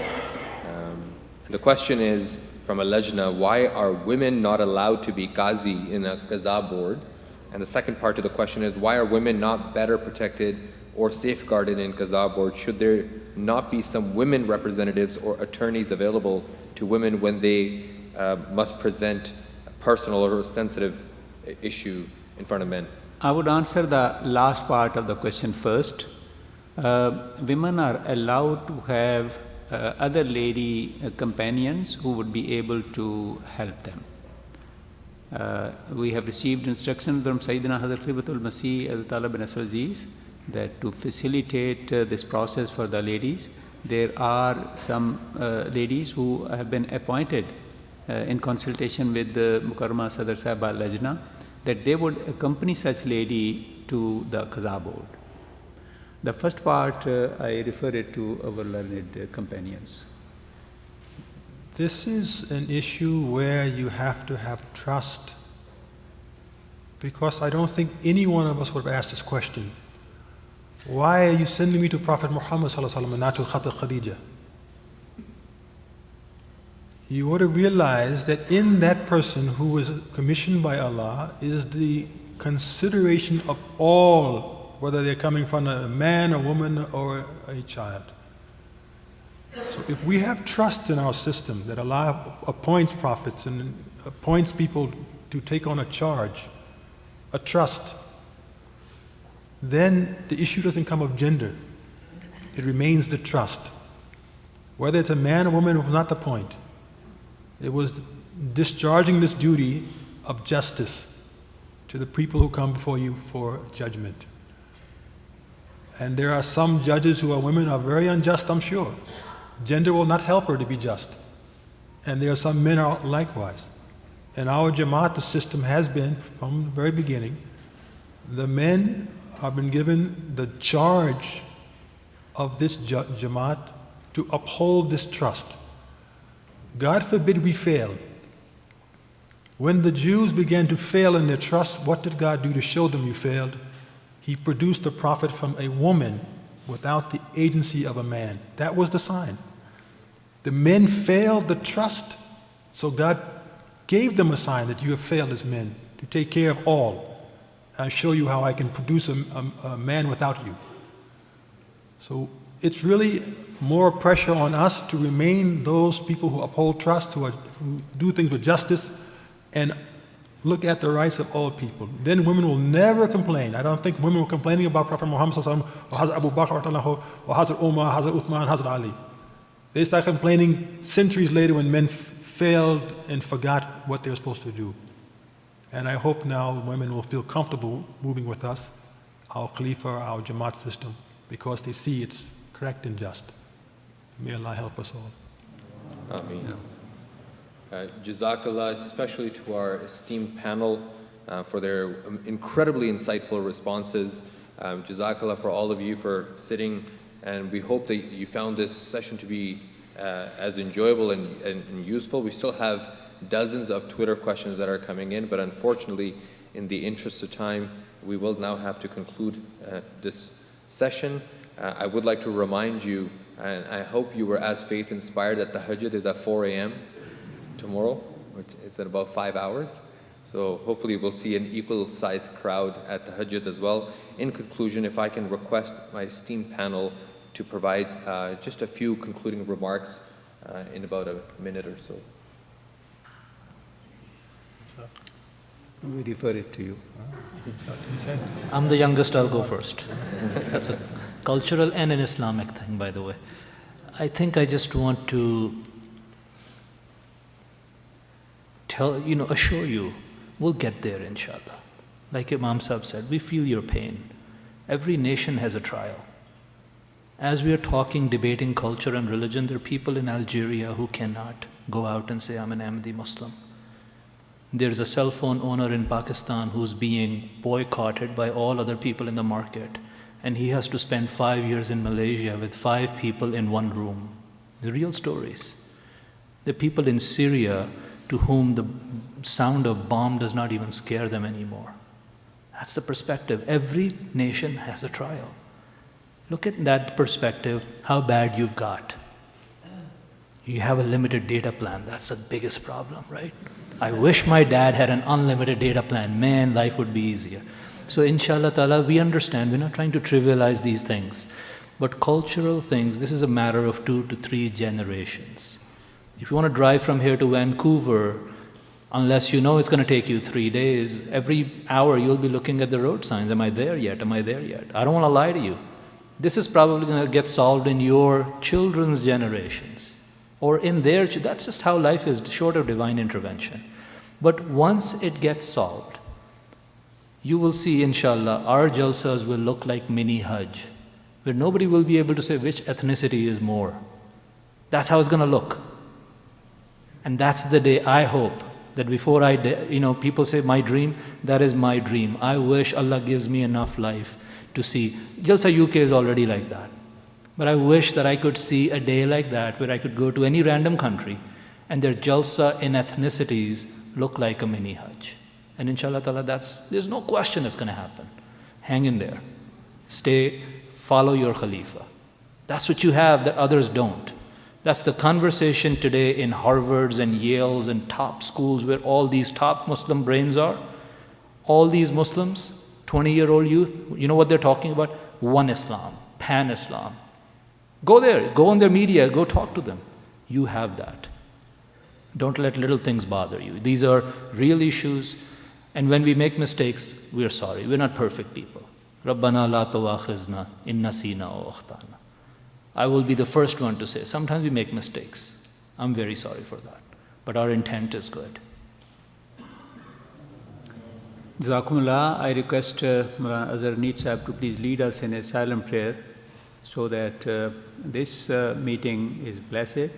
Things we have learned may live with us for long, and may Allah enable us to overcome the problems which have been mentioned. One companion asked the Holy Prophet Muhammad ﷺ, tell me something I can do that will benefit me. He told him, when you go to bed at night, and we're all about to go to bed, recite Surah Al-Kafirun. This is a short surah, but he said this is 1/4 of the Holy Quran, meaning its weight is so great. And it's this surah that tells us as Muslims to stand true to our moral and spiritual values. And don't be influenced. La abudu ma ta'budun. I will never worship what you worship. Never. Wala antum abidun ma abud. And you cannot worship what I worship. It goes on. And I won't worship the things, the objects, the way you worship, and you don't do the way we'll worship. This is culture now. Lakum dinukum waliya deen. You have your way. You have your way. Deen is not just religion, your whole way of life. You have it. Waliya deen. I have my way too. This thought take to bed every night as far as possible. And then wake up the next day and see how Allah will help keep you on the spiritual path that He loves and avoid the ones that He doesn't like. It's a prayer. It's a request. You have to do that. This discussion will never get you that far, but God will take you to the end, inshallah ta'ala. This is what our faith is. That's why we're here.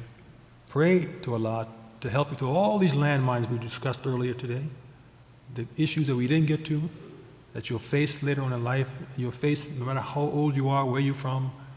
This is the issue. Tonight, try it and see if some more lights come on for you, and hopefully they will. Now let's join hands in prayer. Bismillah.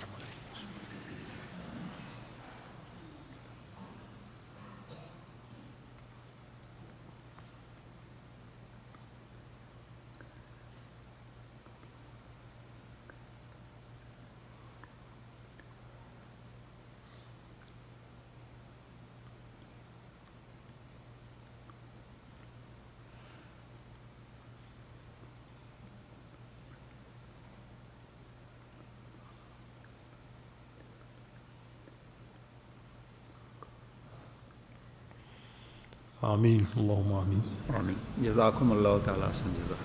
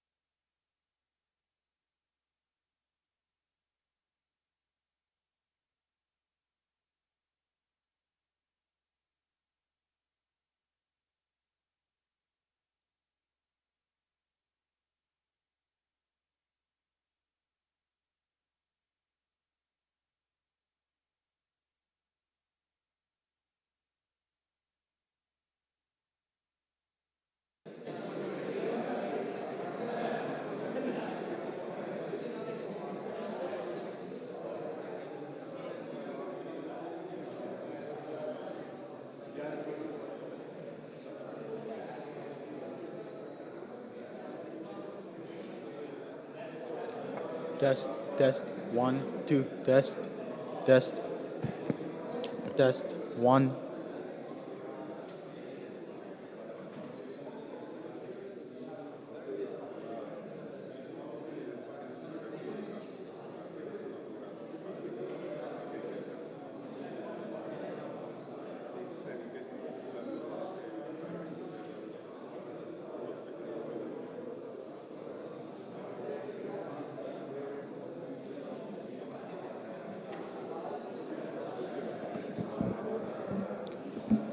Test.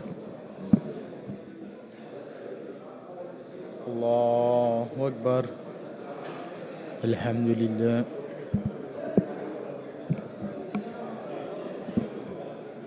Alhamdulillahi Rabbil Alameen. Allah.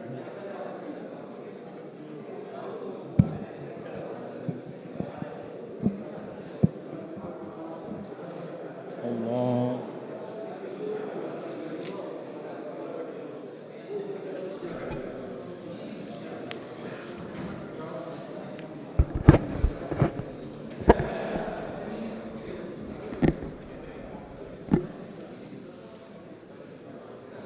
Allahu Akbar.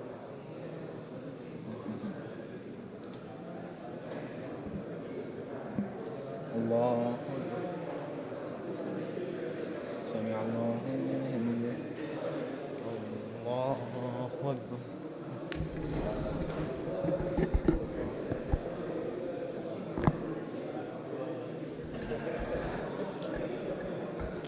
Allah.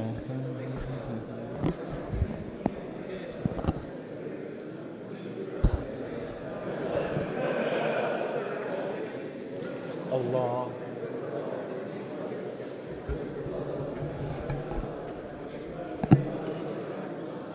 Allah.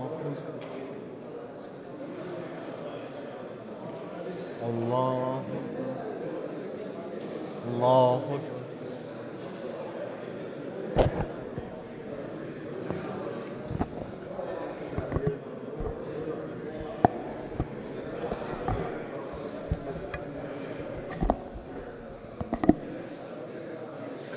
Allah.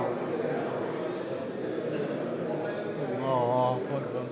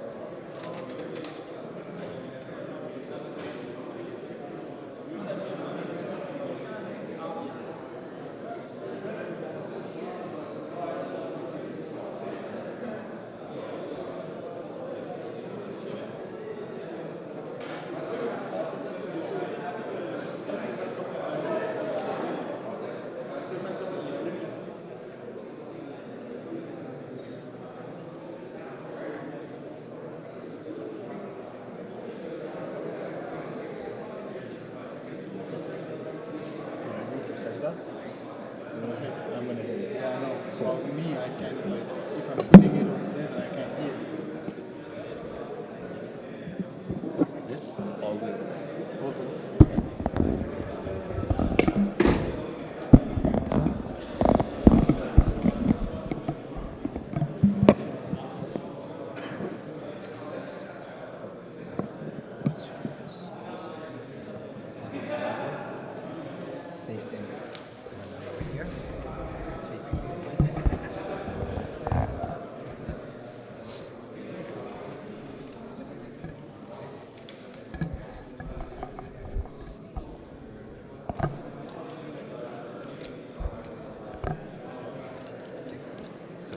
What's that? Yeah. You don't touch the sound hole?